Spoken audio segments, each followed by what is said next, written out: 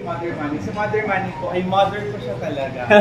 Kasi bahagi kami ng isang LGBT org dito sa UP, ang pangalan UP Babaylan. So sila mother, yung founding members, sila yung nagtatag ng UP Babaylan, yung first LGBT org. So yung pinagdi pa ng the first in Asia, no? So, yung panahon na yun, pumasok ako sa UP freshman at si mother, isa sa nag-encourage sa ako na maagang magladlad at yakapin ng sarili. No? Kasi imagine, early 90s ito, hindi pa ganito uso ang BL, grabe pa rin ang stigma at discrimination. Hanggang ngayon, pero nung panahon na yun, parang even families, we don't talk about it. Madalas nakakalandad ka lang pagkagaling mo na taga-probinsya ka, nag-aral ka ng college sa Maynila, yung walang nayayakap talaga yung totoong sarili mo. And very instrumental yung mga mothers ko sa UP Babaylan. So, yung life journey ko doon nagsimula. So, yung aking personal activism, yung advocacy, nagsimula doon sa aking kabaklaan. Pero, sa dulo, what I realized is, dahil bakla ako, nasa margins, nakakaranas sa pamagyan ng lipunan, nagpapatapang pa na yun.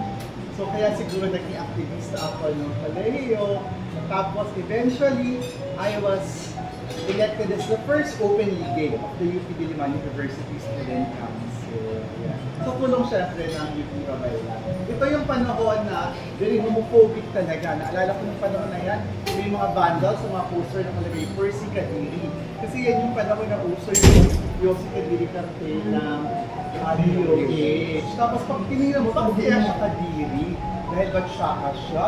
O Kadiri siya dahil bakla siya. Ayan. So, it was really a struggle. Even within UP nung panahon yan, grabe yung discrimination. Pero natuwa ako that UP eventually embraced their first openly gay chairperson of the Student Council. So mahalaga yun na to set an example para sa sumunod na henerasyon ng mga LGBT sa Pilipinas. And I'm very happy, a few decades after, UP elected its first transgender Student Council. So, and pag tinatanong mo sila, sabi nila, ayun mother, dahil pinupas mo yung pintuan, sabi ko yung pintuan yung pinupas ko, bintana lang, doon na tayo lahat pumasok. And I think this is what's happening now. No? Halimbawa, itong mapunta ko sa Congress, parang pagbubukas siya ng pintuan, ng bintana, para nang sa ganun, madali natin yung agenda ng mga karaniwang mamamayan. My political life has always revolved around Akbayan. Matagal na akong miyembro ng Akbayan. After college, I work agad sa civil society. Nagtrabaho ko sa NGO, yung pinakong that coalition. Ang focus naman noon ay mas economic issues. And then later on, na-recruit ako ng Akbayan. Tapos ayun, doon na-enough na ako sa Akbayan. So this is after the millennium bar. Hindi ko alam kung sino mga kailangan ko dito. So, di ba naalala niyo sa activate, dito na sa ano? Anong tayo natin? Anong model yung natin? Sa Manila, kumanta na, ano yun? Oo, it's written in the sand. Ayan. So, ito yung panahon na yan. So, I got involved, I was very active mula nung panahon noong era of impeachment, etc. So, that's how I got involved in Akbayan. Hanggang, at a certain point, in 2009, I became the chief of staff of Risa Ontiveros until 2007. So, prior to that, kakilala ko ni Risa. Tapos, she was on her second term in Congress. This was the time that we were planning to run for the Senate. Sabi niya, first, I wanted to be my chief of staff. So, eventually, in 2010, when we finally ran, I was the first campaign manager of Risa Ontiveros. Ano ba naman natin yung journey ni Risa, di ba? Very MJ Lastimosa, Tia Worship.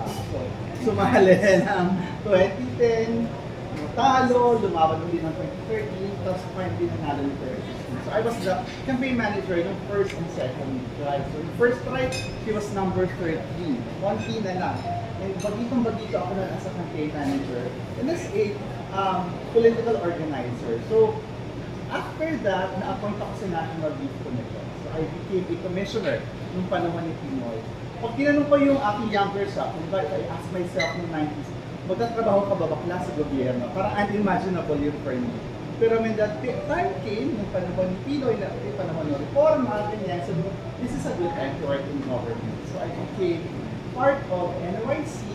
Tapos yung mga advocacy natin, nung doon natin sinimulan yung advocacy for teen pregnancy. Kasi nung panahon na yan, ang Pilipinas, gold medal for the teen pregnancy sa buong Southeast Asia. Nakakaloka. So sabi natin, kailangan tutukan yan. Kaya eventually, we passed the reproductive health law. Kahit na masakit sa ulo. Tapos kasama doon, advocacy natin syempre, HIV and AIDS, at yung walang kamatayan, at hanggang itaglalaban natin na social equality bill. After my stint in Congress, after my stint in the NYC, ayun, sabi na Akbayan, bakla ito naman ako, of course, the party list. No? So I'm very happy na sa kabila ng lahat, nahuli man ako ng pasok sa Kongreso. Kasi para kami first runner-up, parang Miriam Tiambao dyan ito doon. Diba? We were number 57 at ang finalist lang ay 56. No, so when one of the party lists was delisted, nakapasok yung Akbayan.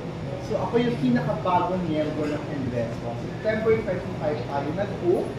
So sabi ko nga gano'n, I may be the newest member of Congress, pero I bring with me more than 2 decades of Akbayan's experience in the House of Reps. So big shoes to fill from Eta Rosales, Lisa Ontiveros, Kakabang-Aw, yan.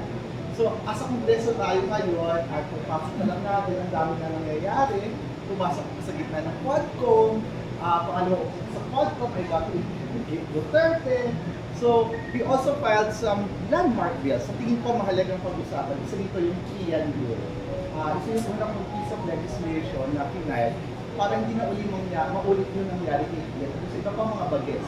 Mga incentive bagets na hindi ko man and at the same time, yun din ako pag-araw-araw na pangailangan ng mga tao. Nag-file tayo ng bill on mining para na silang pinahihirap ating kaligtasan at living space ng communities. Nag-file tayo ng bill ng right to care card. No?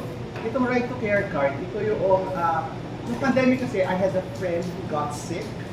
Dinala siya, may cancer siya ng panahon na yun. Dinala siya sa hospital, pinasok, alam naman yung panahon yung bawal mag-gartay. Tapos once in a while ka lang pwede bumisita, pero dapat ikaw ay family. So dahil mag-jowa sila, so pumasok yung jowa na dinala niya sa ER, nung pagbalik sa kanya ay nasa urn. At doon sa 3 months na yon, hindi niya nakita yung jowa na kahit minsan. So, that's why it inspired us to file yung right to care card. Parang sinasabi dito na hindi man tayo legally kasal, binibigyan kita ng opportunity, binibigyan kita ng kapangyarihan na mag-decide on behalf of me. Kapag ako ay may sakit, tapos binibigyan ko ng karapatan na ma-access, mabisita, maalagaan mo yung mahal mo sa buhay.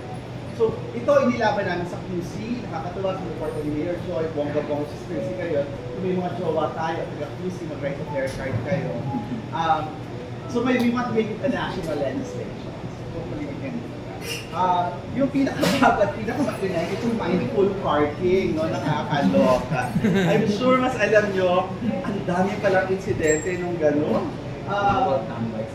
Bawal tambay sa parking bill. Ang daming insidente pala nung gano'n na nagre-reserve ng parking, nagkakagulo, nag-aaway, nagpupuksaan sila sa parking. So, kung dati may road rage, apart sa Pilipinas, merong parking rage. Ayan. So, warla sa parking. Tapos madalas ang debate, pwede bang mag-park?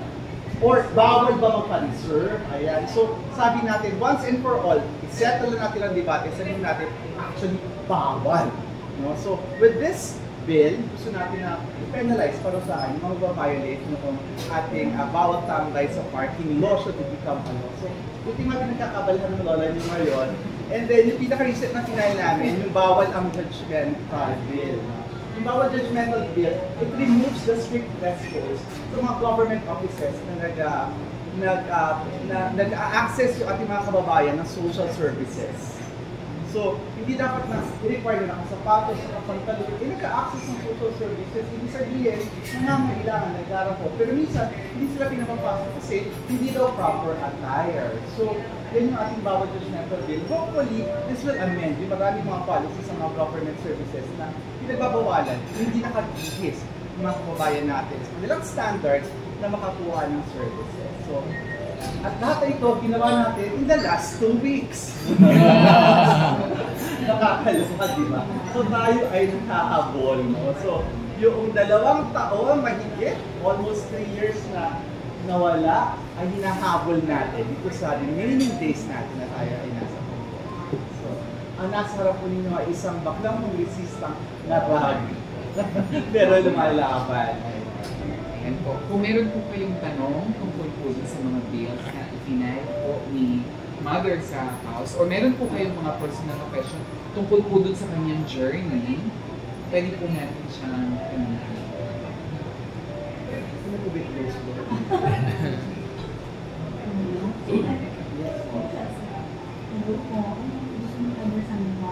Mother na lang. Pwede po mother. Iba po ang tawag ay Congress mother, yung ba naman ay mother, pero mas carry po mother first.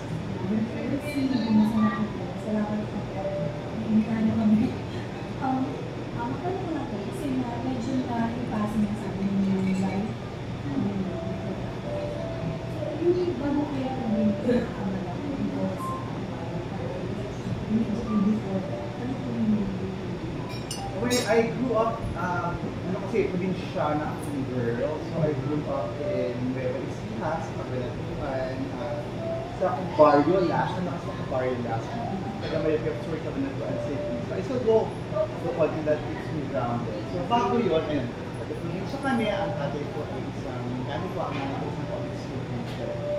So that is, and still is, yung aking buhay. Tapos bago ako nag-akbayan, involved ako sa advocacy. I was part of the people who organized the Pride Marches ng araw ng 90s. So yung mga una, pangalawa, pangatlo, hanggang pangsabi yata ng Pride March program committee head ako ng panahon na yun. So isa kami ko sa una nag-marcha. Naalala ko yung first Pride March in 1996. Hindi ba ito 1996 to, 1996 yung first Pride March sa Malate. Ako yung isa doon sa unang mga nag-march ng mga bagets. So bagets pa kami noon. So there are around 100 o 120 na tapos nag-march for the first Pride March. Tapos kami yung grupo ng mga bagets. There were mga 20 of us. So kami na yung pinakabata sa contingent. And then, that was 1996, imagine, ilan na yung nag-march ng 100. Tapos last year talaga, pagpunta natin ng Pride March, parang 1,000. Tapos feeling ko, ako na yung pinakamatanda dito. Ayan. So it's a full circle. So that was, and still is my life, who is at home for equality.